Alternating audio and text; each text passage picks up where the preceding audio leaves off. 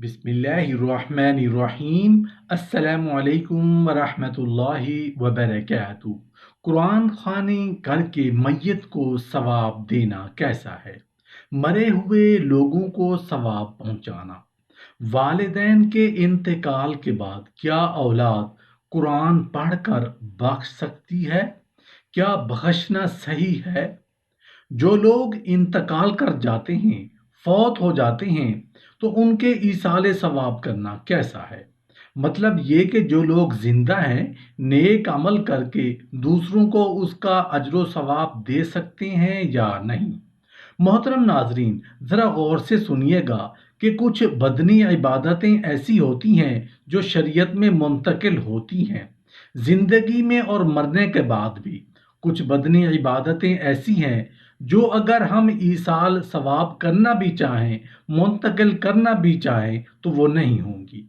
उनका फ़ायदा सिर्फ उसी को मिलेगा जो करने वाला होगा। लेकिन कुछ ऐसी इबादतें हैं जो एक इंसान करे तो किसी दूसरे को उसका ईसाल भी कर सकता है, मैयत को या जिंदा को भी दे सकता है। बदनी इबादतों में वो इबादतें जो हैं दूसरे को मिलती हैं, जिंदगी में भी और मौत के बाद भी। मिसाल के तौर पर अगर कोई किसी के लिए हज करे, तो चाहे जिंदा आदमी हो जो हज के लिए जा नहीं सकता, तो उसका हज भी हो सकता है। मैयत के लिए भी हज हो सकता है। कोई किसी के लिए उम्रा करे तो सवाब उसको मिलेगा जिसके लिए किया होगा। इसी तरह किसी के नाम से पैसा खर्च किया जाए, तो चाहे जिंदा हो या मुर्दा, उसको इंशाअल्लाह सवाब मिलेगा। किसी के बदले नमाज नहीं हो सकती या उसको सवाब नहीं पहुंचाया जा सकता, तो इसी में कुरान में दाखिल है। कुरान एक ऐसी इबादत है जो इंसान खुद अपनी ज़िंदगी में करता है। ये ईसाल करने को नहीं होती, ट्रांसफरेबल नहीं है। इसलिए नबी करीम सल्लल्लाहु अलैहि वसल्लम के ज़माने में कई सहाबा का इंतकाल हुआ, आपने कभी नहीं कहा कि उनके लिए कुरान ख़्वानी करो। लिहाजा कुरान का ईसाल करना यह सुन्नत से साबित नहीं।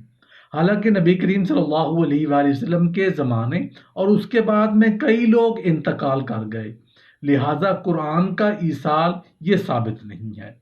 हमें हर चीज़ से बचना चाहिए जो साबित नहीं है। हज कीजिए, उनके बदले उम्रा कीजिए, सदका कीजिए, उनके बदले क्या है, चाहे वो खाने की शक्ल में भी हो सकता है।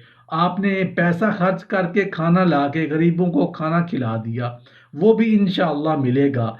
बच्चे होने के नाते आप दुआएं कीजिए, उनके लिए आप इंशाअल्लाह वो भी मिलेगा। एक आम मुसलमान होने के नाते किसी मुसलमान के लिए इस्तग़फ़ार करना कबूल होता है। ये अल्लाह उसको माफ़ करे, उस पर रहम करे, ये भी कबूल अल्लाह करता है। तो ये करने की चीज़ें हैं, और जो नहीं करने की हैं वो हम करते हैं, और जो करने की हैं वो तो नहीं करते। वालिदैन के इंतकाल के बाद क्या औलाद कुरान पढ़कर बख्श सकती है?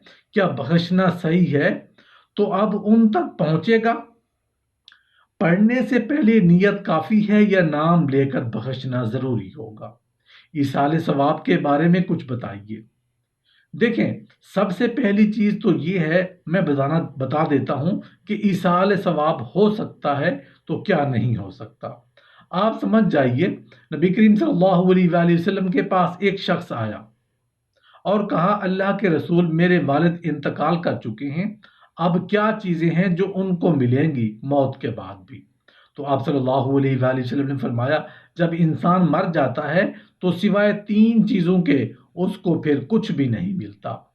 पूछा गया वो क्या है? तो कहा, पहली चीज़ बयान की, कहा कि ऐसा कोई काम सदका जारिया, ऐसा कोई काम करके गया हो जिंदगी में जो मरने के बाद भी इंसानियत को, जानवरों को भी, चाहे किसी को नफ़ा पहुंच रहा हो। बाद में सदका जारिया, स्कूल बनाया, कॉलेज बनाया, मस्जिद बनाया, मदरसा बनाया, मकतब बनाया, लाइब्रेरीज कायम की, दवाखाने जिससे इंसानियत को शिफा हो रही है, फ़ायदा उठा रही है, और सड़कें बनाई, दरख्त लगाए, कुछ भी हो सकता है। कुरान सिखाया हो। दूसरा फरमाया, ऐसा इल्म जिससे इंसानियत को नफ़ा मिला हो, ऐसी किताबें जब तक चलेंगी फ़ायदा होता रहेगा। तीसरा फरमाया, नेक औलाद जो मरने के बाद दुआए मगफिरत करे। یہ تین چیزیں ہی ملتی ہیں، باقی اکاؤنٹ بند ہو جاتے ہیں۔ دوسری حدیث میں فرمایا کہ ایک انسان روز قیامت اللہ سے پوچھے گا، اللہ یہ ثواب کیوں ملا جبکہ میں نے تو کیا نہیں تھا؟ اللہ کہے گا یہ تیری وہ نیک اولاد ہے جو تیرے لیے دعا کرتی تھی، جس کے بدلے میں یہ نیکیاں تیرے نامہ اعمال میں لکھی گئی۔ تو پتہ چلا اولاد کی دعا پہنچتی ہے۔ آپ صلی اللہ علیہ وآلہ وسلم نے فرمایا کہ اولاد باپ کی کمائی سے ہوتی ہے۔ تو اس حدیث پر علماء استدلال کرتے ہیں اور کہتے ہیں چونکہ اولاد باپ کی کمائی ہے تو اولاد جو خرچ کرے اس کا اجر آپ کو ملتا ہے۔ آپ مالی خرچ کیجئے ان کے نام سے، یا عمرے کی نیت، حج، ماں باپ کے لیے مال خرچ کیجئے تو یہ ثواب ملتا ہے۔ اسی طرح اور کیا چیزیں ہیں جو میت کو ملتی ہیں مرنے کے بعد؟ قرآن پڑھ کر بخشنے کا ثواب نہیں ملتا، نماز پڑھ کر بخشنے کا ثواب نہیں ملتا، اس لیے کہ کچھ بدنی عبادتیں ایسی ہیں اس کو کرنا لازم ہے، اور کچھ بدنی عبادتیں ایسی ہیں جو کوئی بھی کر لے، جیسے عمرے کا کرنا ہے، حج کا معاملہ ہو تو اس کا ثواب میت کو پہنچ جاتا ہے۔ اسی طرح جو قرآن میں اس کا تذکرہ نہیں آتا، میری تلاوت قرآن مجھے ہی کرنا ہوگی، میری نماز مجھے ہی پڑھنا ہوگی، تو لہٰذا اس کی کوئی دلیل چونکہ نہیں ملتی۔ نبی کریم صلی اللہ علیہ وآلہ وسلم کے زمانے میں ہزاروں لوگ مارے گئے، آپ نے کبھی نہیں کہا کہ قرآن پڑھ کر بخشو، تو پتہ چلا کہ قرآن پڑھ کر بخشنا یہ سنت سے ثابت نہیں ہے، لہٰذا اس عمل کا ثواب پہنچے گا، اس کی کوئی دلیل نہیں ہے۔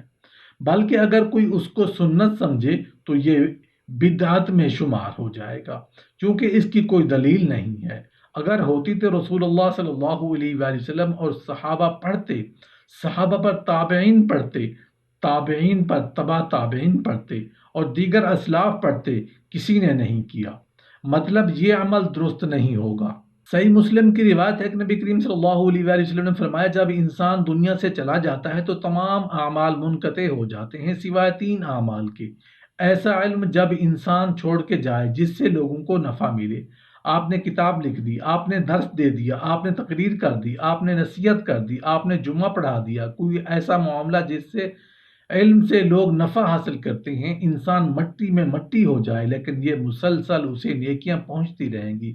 صدقہ جاریہ ایسا صدقہ کرو جو صدقہ جاریہ بن جائے۔ آپ نے پانی کا بندوبست کیا، نہ پانی نکلنا بند ہو گیا، نہ آپ کی نیکیوں کا سلسلہ بند ہوگا۔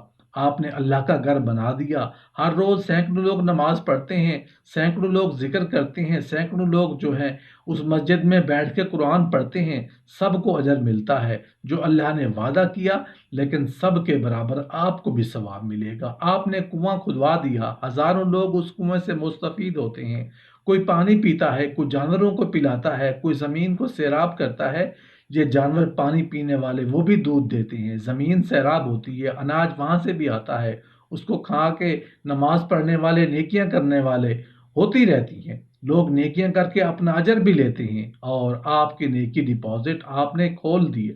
نیکیوں کے اور نیکیوں کا سلسلہ وہ جاری ہے، آپ مٹی میں مٹی ہیں، نیکیوں کا سلسلہ جاری ہے۔